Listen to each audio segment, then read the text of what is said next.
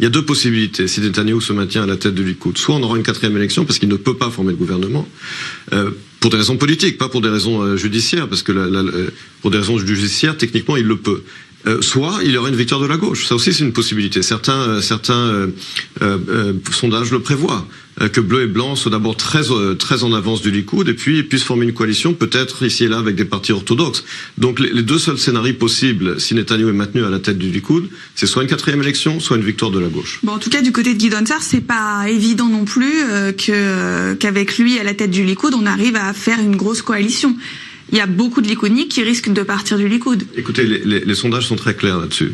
Je sais que les sondages, il faut les prendre avec un grain de sel, mais tous les sondages ces dernières semaines, avant même que Gideon Sa'ar, que la campagne ait commencé, tous les sondages montrent qu'effectivement, il y a 2, 3, parfois 4 mandats que le Likoud perd si c'est Gideon Sa'ar qui est à la tête du Likoud, mais en revanche, le bloc de la droite récupère 4 ou 5 mandats du centre. Autrement dit, Gideon Sa'ar agrandit le bloc de droite. Et Gideon Sa'ar n'a aucun problème à faire venir Avigdor Lieberman dans sa coalition, puisque Lieberman écarte Netanyahou pour des raisons personnelles.